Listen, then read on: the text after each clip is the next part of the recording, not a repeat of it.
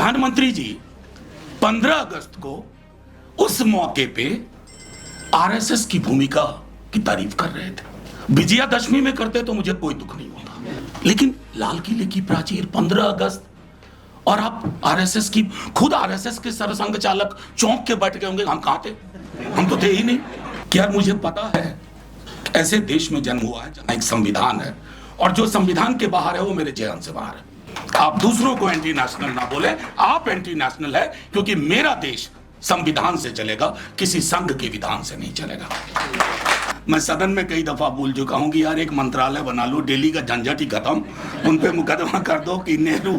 ये मुख्य धारा अगर राष्ट्र का प्रतिनिधित्व करती है तो माफी के साथ कहता हूं मैं इस राष्ट्र का हिस्सा नहीं। लड़ाइयां साझेदारी की करनी होगी, सॉलिडारिटी की करनी होगी, चाहे इतिहास लेखन हो या इतिहास की किसी धारा को खारिज करना हो। अब सब एक मुश्किल लड़ाई लड़ रहे हैं, हम सब एक मुश्किल लड़ाई लड़ रहे हैं और इस लड़ाई को सिर्फ पॉलिटिकल पार्टीज के भरोसे मत छोड़िए। मैं पॉलिटिकल पार्टी में हूं, हम लोग की बहुत मीटिंग होती है, लेकिन मैं कहूं पॉलिटिकल पार्टियां चुनाव से चुनाव देखती हैं। अगर राष्ट्र निर्माण, और यहां मेरी थोड़ी आपत्ति भी है, ये राष्ट्र बना ही नहीं है साहब, it's a work in progress, या it's a work in progress. हम राष्ट्र क्या, मेन स्ट्रीम क्या होता है? उत्तर प्रदेश, बिहार, मध्य प्रदेश, राजस्थान, वो भी राजस्थान का सब हिस्सा नहीं। ये मुख्य धारा अगर राष्ट्र का प्रतिनिधित्व करती है तो माफी के साथ कहता हूं मैं इस राष्ट्र का हिस्सा नहीं हूं। अगर यहां की पॉलिटिक्स, यहां की पब्लिक लाइफ इंडिया को रिप्रेजेंट करती है तो मैं साथ में नहीं हूं। मैं हिंदी भाषी हूं, मेरी मूल भाषा हिंदी या हिंदुस्तानी जो भी कह लूं, लेकिन हिंदी भाषी होने के कारण मैं मराठी से नफरत नहीं कर सकता, तमिल से नफरत नहीं कर सकता। इसलिए ये राष्ट्र एक सतत निर्माण की प्रक्रिया में है और इस निर्माण की प्रक्रिया में जब कभी ये राष्ट्र बनेगा, पूर्णतः ये देश बनेगा, उसमें इन सारे योगदानों को हिस्सेदारी दी जाएगी आबादी के हिसाब से। शुक्रिया, जय हिंद। अलग नीचे कहा गया, तुझे पता है तेरा जन्म कहां हुआ है? मैं मुंह लगता नहीं आमतौर पर उस मीडियम में, लेकिन मुझे लगा कि कम से कम एक दो लोगों को यह कहूं कि यार मुझे पता है ऐसे देश में जन्म हुआ है जहां एक संविधान है और जो संविधान के बाहर है वो मेरे जहन से बाहर है। जो संविधान में है मैं उसकी बात करूंगा। कई लोगों को बड़ी आपत्ति हुई थी ईडब्ल्यूएस रिजर्वेशन के दौरान, मैं आज भी कहता हूं मेरी आपत्तियां किस बात से थी कि संविधान में सामाजिक और शैक्षणिक आरक्षण का प्रावधान है और 100 बार हम में से अधिकांश लोगों की, यहां मैं ऐसे चेहरे देख रहा हूं कि मंच से आप विलग नहीं हैं, आप सब अपनी अपनी लड़ाई लड़ रहे हैं, हमारे साथ लड़ाई। कई चेहरे मैं देख रहा हूं सामाजिक और शैक्षणिक,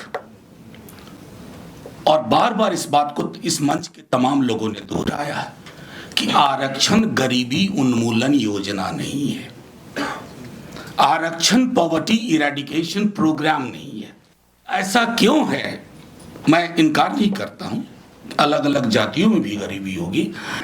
ऐसा क्यों है कि जब हम जाति जनजाति में जाते हैं नीचे की ओर गरीबी बढ़ती है, ऊपर कंसंट्रेशन कम होता जाता है, तो रिश्ता साफ है। और उस संदर्भ में तो मैं आपको देश की फिजा के बारे में ये बात कह रहा था कि माहौल क्या है। और यहां मैं थैंक यू नहीं बोलूंगा क्योंकि मोदी जी ने 10-12 वर्षों में इस देश में एक ऐसा टोटलिटेरियन अथॉरिटेरियन फलसफा दे दिया है जहां अगर आप उनकी सोच से इत्तेफाक नहीं रखते तो सबसे माइल्ड वर्ड आपके लिए आप अर्बन नक्सली। मैं नहीं जानता कि अर्बन नक्सली, लेकिन अपने विद्यार्थी जीवन में नक्सली कुछ दिन रहा हूं और इसका गर्व है मुझे, कोई रिग्रेट नहीं है मन में। नक्सली कौन होते थे? एक विजन तो था ना। आज की एक रिपोर्ट बता रहा हूं कि नक्सल आंदोलन के खात्मे का तथाकथित छत्तीसगढ़ में और अडानी का पेनिट्रेशन बढ़ना दोनों एक साथ हो रहा है। कुछ तो वजह होगी, कुछ तो इस रिश्ते में गहराई होगी।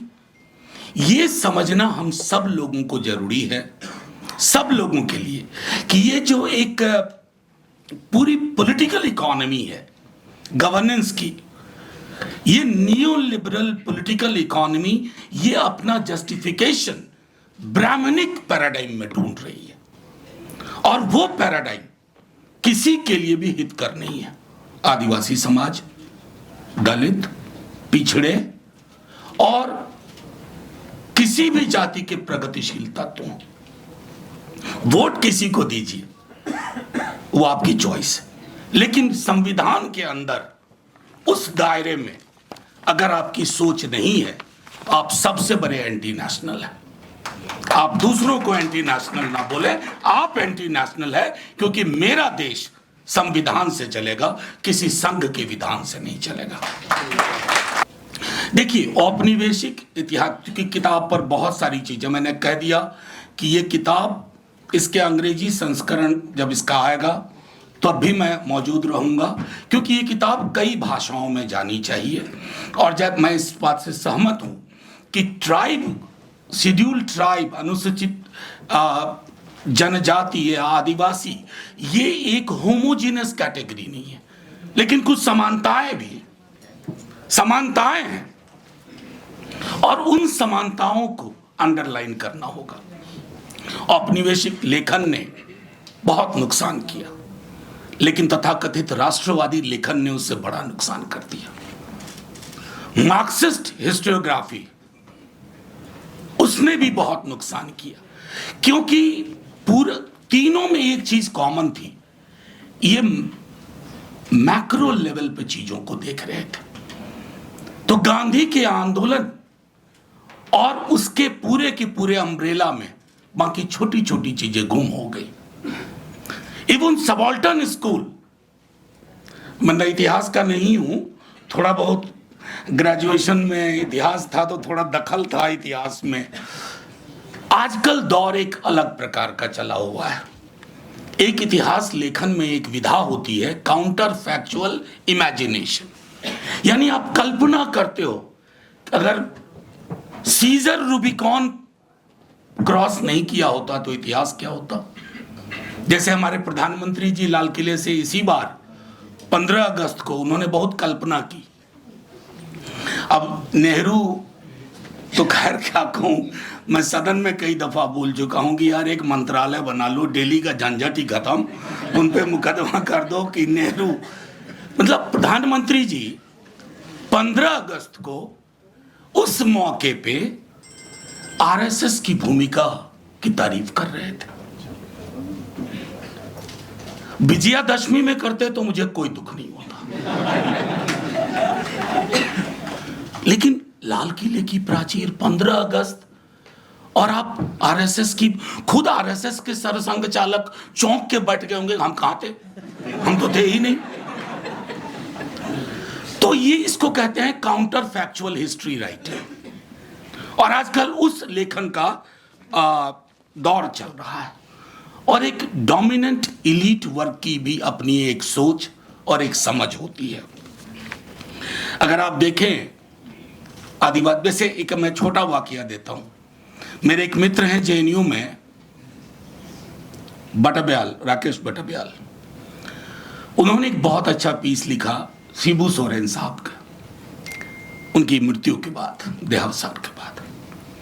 पूरे 4 दिन अखबार में शिबू सोरेन को सिर्फ एक ट्राइबल लीडर, बल्कि कई लोग तो एक ट्राइब का नाम लेके लीडर बता रहे थे। मैं उस दौर में विद्यार्थी था रांची का, शिबू सोरेन की एक उंगली उठती थी, पूरा रांची, पूरा झारखंड आज का बंद हो जाता था। सिर्फ आदिवासियों के नेता नहीं थे, एक कल्पना के सृजक थे। लेकिन हां, बड़ा आसान है कैटेगरी में बांध देना। अब मुझको कमाल लगता है, आप ट्राइबल लीडर बोलते हो, बैकवर्ड लीडर बोलते हो, दलित लीडर बोलते हो, फॉरवर्ड लीडर कभी क्यों नहीं बोलते हो, अपर कास्ट लीडर क्यों नहीं बोलते हो। ये कैटेगरीज इनके पीछे भी एक मंशा है। ये किताब उन वर्गीकरण को भी तोड़ेगी, ये मेरा भरोसा है। और मैं बार बार, लक्ष्मण बोल रहे थे, सुकुमार भाई भी बोल के गए, एप्रोप्रिएशन, इससे भी सावधान रहना है। मतलब मैं एक छोटा उदाहरण आपको दूं। जब मैं रांची में था और काफी मेरे ट्राइबल दोस्त थे, धर्मांधता इस लेवल पे नहीं देखी थी मैंने। इससे भी सावधान रहना, सिर्फ आदिवासियों को नहीं, हम सबको, क्योंकि धार्मिकता और धर्मांधता के बीच की जो दीवार है वो खत्म कर दी गई है।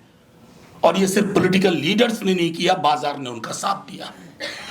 तो आप कई मोर्चे पर लड़ रहे हैं, अलग अलग मोर्चे पर लड़ रहे हैं, लेकिन महत्वपूर्ण यह है, और यहां मैं इस बात से सहमत हूं, जैसे सप्तगिरी भाई कह रहे थे, थोड़ा उनसे विलग, लड़ाइयां साझेदारी की करनी होगी,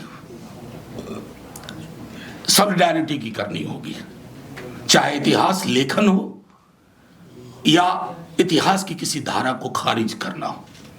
ये किसी भी, वो शहरयार की एक मशहूर लाइन है, इस रात की दीवार को ढाना है जरूरी, ये काम मगर अकेले जितेंद्र मीना से नहीं होगा, सबको आना होगा, अपने अपने हिस्से की लड़ाई लड़नी होगी।